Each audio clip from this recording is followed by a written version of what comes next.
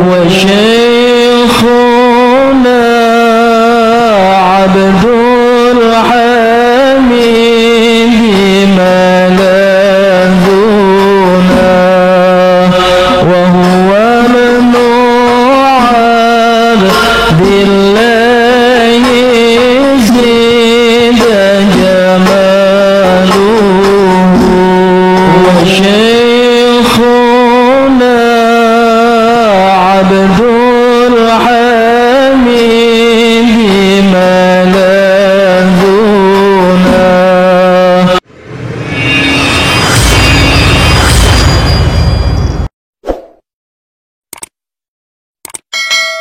Acara berikutnya yaitu acara Mau'idatul Hasanah atau tausiah, yang dalam hal ini tausiah pertama akan disampaikan oleh beliau Bapak Ki Haji Bahauddin Nur Salim. Untuk itu kepada beliau yang termulia, beliau Bapak Ki Haji Bahauddin Nur Salim, disilahkan.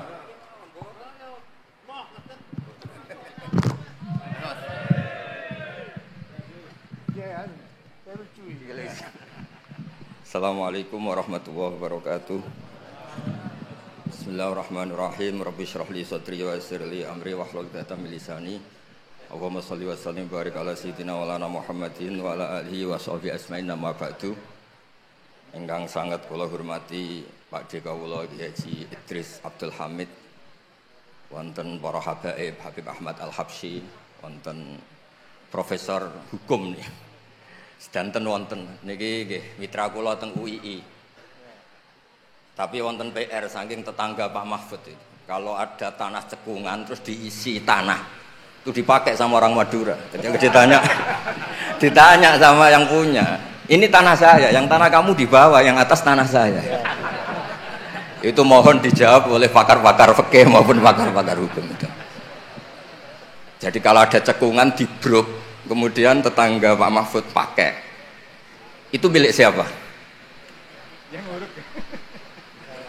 Yang atas tanah saya, yang tanah bapak di bawah. Itu PR untuk seorang profesor, itu juga PR saya sebagai ahli fikih. Itu saya pernah ditanya gitu orang Madura. Saya bilang, kamu gak putus jawaban kan, butuh pengakuan, kata saya. Ini dulu Pak Mahfud besar itu karena jadi Menteri Pertanahan, kata Gus Dur. Lama-lama jadi pertahanan. Ini gue nanya Bang. Jadi ini rileks saja. Tadi saya ini kagum sama Mbak Idris sama Habib Ahmad. Dulu itu saya punya teman kiai Habib Ahmad. Itu saking lamanya ngempet ingin wayoh. Itu pas nikahkan santrinya bukan bilang akah tuh, kata Bikobil tuh nikah. Jadi untuk tidak salah itu hebat. Terus ditanya, oh saya ini grogi baru latihan kiai sehingga salah gitu.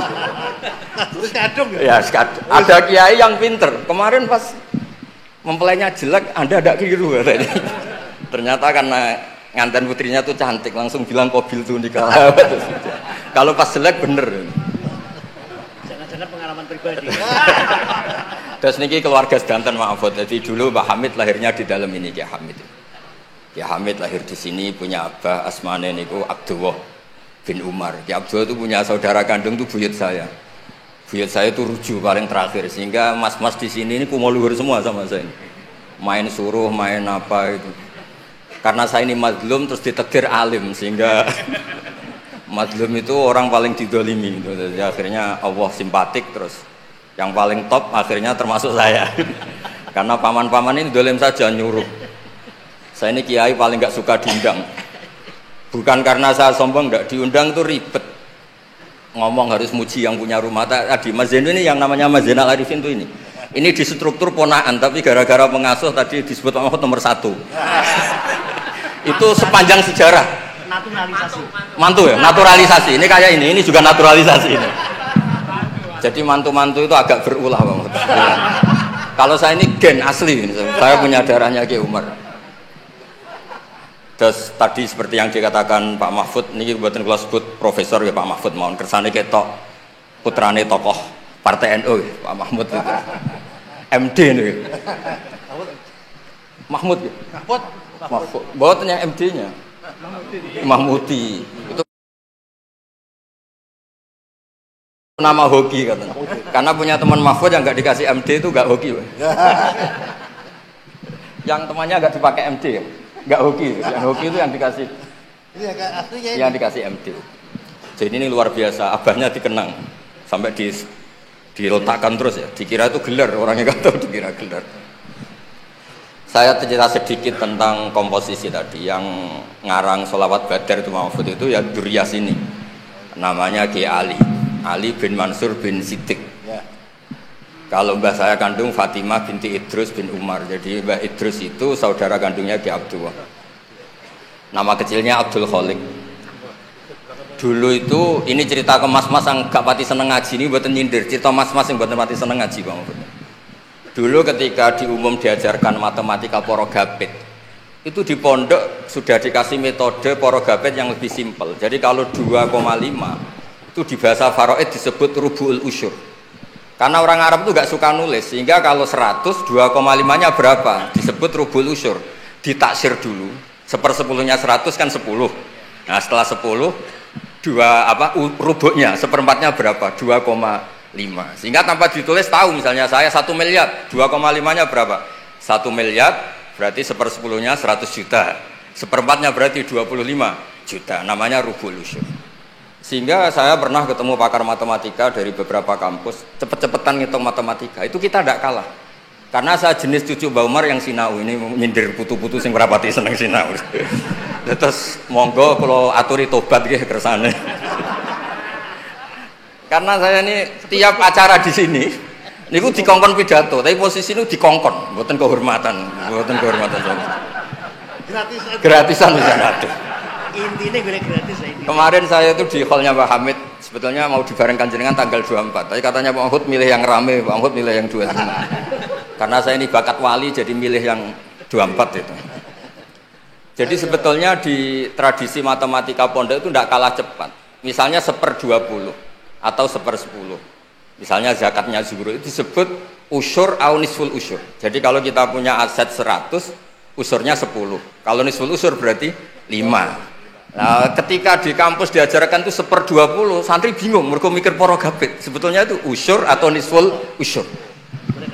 Lah nggih, monggo para putu niki sinau malih nggih niki putu-putu kok. Aja diundang Gus tok gratisan cucap-cucup. Niki Mas Arwani nggih Mas kula, tapi ngajine gak dosih khatam kula. Mulane terus DPR mbak. Geriyen nggih hafal Quran duka sakniki mboten ngertos. Nggih mugi-mugi terus deres. Penghina itu namanya ya. Waduh. Nak madlum kok barokah Mas. Mau didongakno Pak Mahfud. Terus di sini keluarga semua Pak Mahfud. Tadi jenengan pun ngetikan serius sekolah bagian guyon Pak. Karena wow bingung kalau ngadepi mas-mas palik-palik niku pun bingung. Niku mengke mau itu hasanah kedua Mas sama niku. Kok jopo ditandangi. Mas sama. Engko tak sangoni Mas, tenang ya Mas. Dulu itu kiai-kiai ngajarkan matematika, sosiologi itu juga gampang. Dulu yang diajarkan kita Pak Mahfud supaya orang punya harga diri itu mengutip dawuh Sayyidina Ali. Ahsin man syi'ta takun amira. Kamu berbuat baik saja sama orang, pasti Anda bisa memimpin. Ada seorang menteri, seorang presiden, seorang apapun itu kalau sama orang yang ngutangi, ada acara menteri itu orang nggak lihat.